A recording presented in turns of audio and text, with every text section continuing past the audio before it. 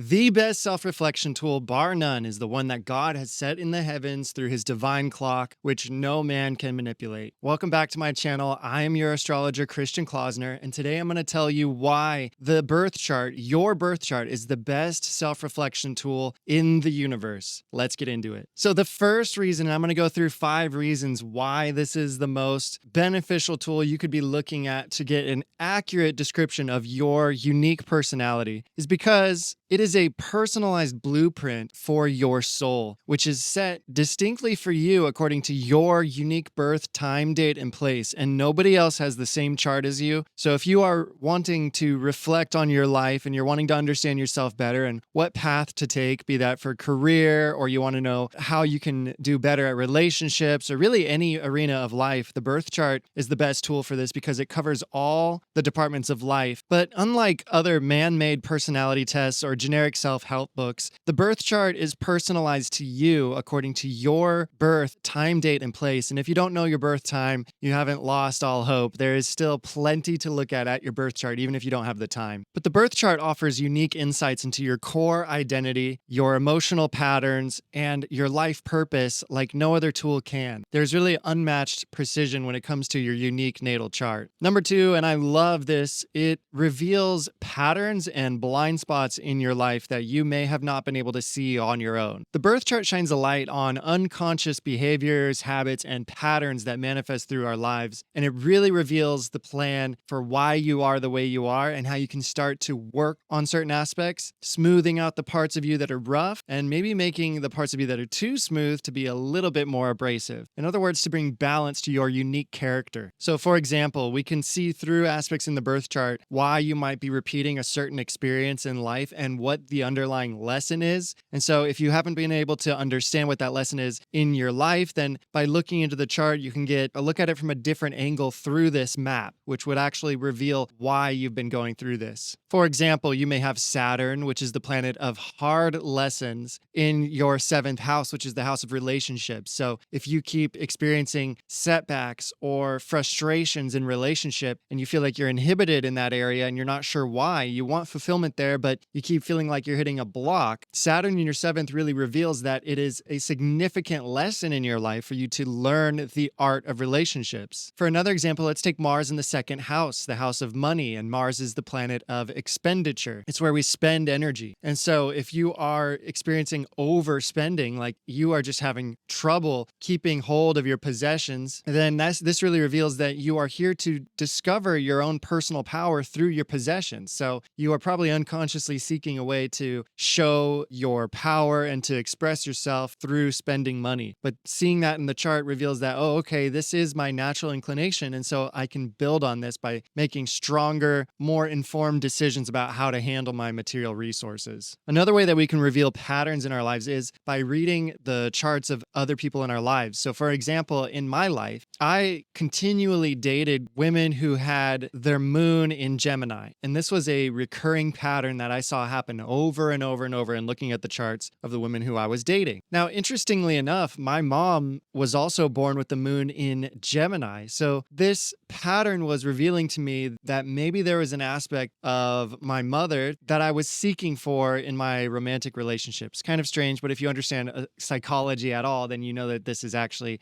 extremely normal. And funny enough, I actually noticed this pattern start to break after I forgave my mother. That is a story for another video. And so when you look into not just romantic relationships, business relationships, friendships, family members, when you start looking into their charts, you see the kinds of people who keep showing up in your life, and you can see what it is that they are trying to teach you or what it is that your soul is attempting to learn. It also reveals where you naturally find balance in yourself. So something I've noticed is if you attract a lot of mutable signs, you may have the intention to want to learn. Mutable sign people tend to help you learn things a lot because of their mutable nature, their adaptability. And these are Gemini, Virgo, Sagittarius, and Pisces. If If you attract a lot of fixed signs, which are Leo, Aquarius, Taurus, Scorpio, then it's probably you're searching for stability and you need people who have that sense of concentration in their life. Or cardinal signs, if you attract a lot of these people, it's because you need movement. You need help getting things off the ground and moving forward. Cardinal signs are movable energy and they really push things forward. They're very good at starting new things, not so good at finishing. Reason number 3 that the birth chart is the best self-reflection tool because it unites mind, body, and soul. It doesn't just focus on one aspect of you. It really breaks it down in a way that's easy to understand because it's integral to our nature. Ancient astrology is made of the stuff that's built into our DNA. It works through symbology, through symbols that are as old as time, older than any religion on earth. It deals with these symbols which your subconscious mind knows exactly how to interpret it. And so there's a unique creative element to astrology, which I think really appeals to more right brain type people. And so the intuitive folks can really learn how to read their charts, not just through the logical analysis of all the different parts, but through being able to absorb things holistically. So for example, Mercury represents your mind, your intellect, and how that's uniquely wired through you. The sun is your heart. It's the consciousness within. Moon is your mind and your habits and your emotional patterns. Venus is your love nature and your social style. Mars is how you assert yourself. And so these are kind of like character stats in a video game, and they reveal all the unique different parts of you and how those start to fit together. So if you were to have your natal chart interpreted,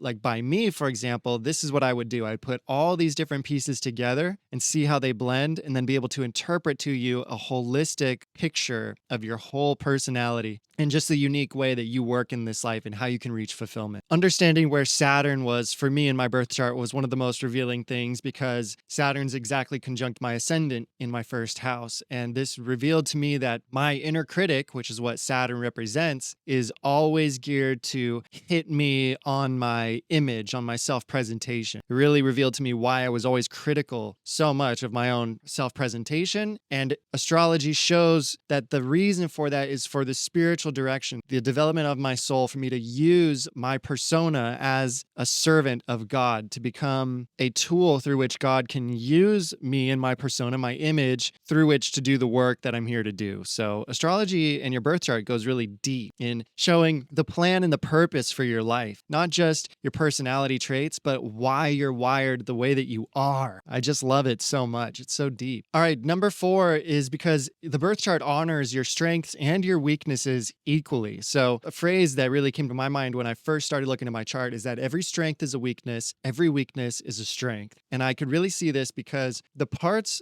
within my chart, the parts of me that I struggle the most with, that do not come easy to me, are the parts that in life I tend to work the hardest at because I feel I'm handicapped in that area. I have to work extra hard. And so that weakness develops into a strength. On the other hand, anything that comes naturally to me, which is really revealed through the blue lines in the chart, the trines and the sextiles, these reveal a part of me that just comes naturally. And so this can become a weakness because it can be something that I take for granted, something that I don't work on or don't capitalize on. And so astrology is not just a one-sided look at the personality. It shows all the different dimensions in the different areas of life that you struggle and what parts that you excel naturally in. It really provides tools for self-compassion and transformation by showing how to work with your shadow side constructively. So I love that. Number 5, it evolves with you over time. It is a living tool revealed through the transits and the progressions. These are the parts of the chart that evolve over time, and they really reveal where you're at in your current moment of life, in the present. So the birth chart is a snapshot of your first breath, and it reveals all the potentials held within you. So for example, if you were born with the sun in Leo, you will always be a Leo, like me. But the progressions show when that sun progressed into the next sign, into Virgo. For me, that happened around age 7, which was the time in my life when I started to get really studious. I started to read more. I started to become very shy. And every age before that, 1 to 6, I was very outgoing. I would just dance in front of people. I was very much a Leo. So that's around 7 is when my progressed sun moved into Virgo. That's when I became much more Virgo-like. I'm still a Leo. You'll still always be the sign that you were born in, but the progressions show how you're evolving over time. Then we have the transits, which reveal the current lessons you're going through, how the planets, which are configured in the sky right now, how they're hitting you and activating different parts of your chart. And so this dynamic aspect of the birth chart shows that it will be relevant for you throughout your whole life. You'll always be able to look at it and draw connections with the experiences that you're currently going through in your outer world as well as your inner world by looking into your chart. Life has twists and turns, and on Earth it seems to be a bit chaotic, but the heavens have a perfect order to them which perfectly complement life. And I think this is God's way of giving us a map so that we don't have to navigate things blindly. A lot of Christians will constantly say, we're not supposed to follow astrology, but we're not worshiping astrology. We're following astrology the same way that we would follow a compass. And it's clearly not a sin to use the stars for celestial navigation so we don't get lost at sea, or to follow a compass so that we know where north is. Similarly, God put the heavens in the sky, and through astrology, we can use the heavens to understand the meaning of the different configurations of the planets so that we can know how to navigate our emotional, mental, and spiritual experiences here in the physical realm. So I hope this has helped you see why the birth chart is the best self-reflection tool in the world. Not only does it allow you to look at your own self, your own unique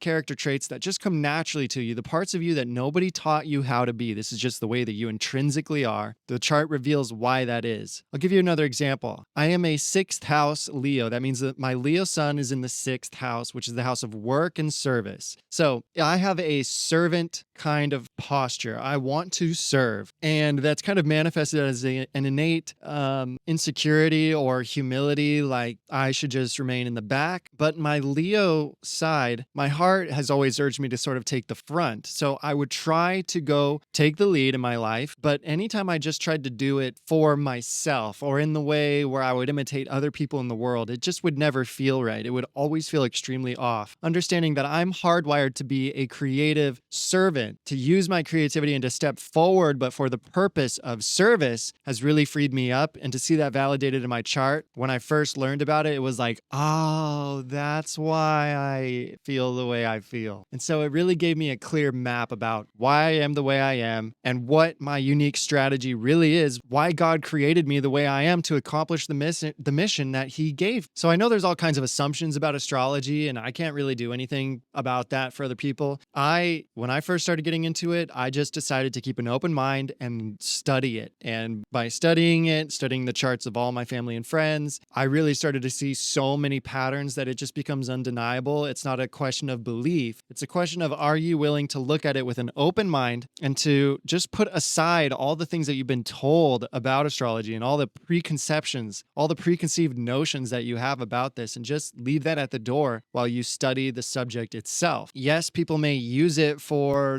quote unquote evil reasons, but people use hammers for evil reasons as well. That doesn't mean we can't use a hammer. So for all the Christians in my comment section who are saying that astrology is evil because evil people use it, I don't know what to tell you. It is a tool just like anything else, and you're handicapping yourself by not using it. And so one of the missions that I have for this channel and for my life in general is to put astrology back into the hands of God's servants. It's like the same mentality as the Christians saying, oh, money is evil because evil people have a lot of it. But there's also a lot of righteous people who have it as well. So let's stop calling something evil when we haven't fully looked into it with an open mind. And let's see how we can use it for good, because astrology has done a lot of good in my life. And I know that it was God who showed me astrology and the right way to use it. You're not trapped by anything in your birth chart. You can change, but we change through the power of God within us. We can't do it ourselves. So let's look at how we're uniquely hardwired and how we can give ourselves permission to be who we most authentically are, but to use these for the purpose and the mission for which we were born. I hope this was helpful. I love you so much. I will see you in the next video. Make sure to subscribe, like, leave a comment. I'd love to hear what you have to say about it. And go ahead and look up your chart, see what you think. All right, be blessed. See you in the next video. Peace.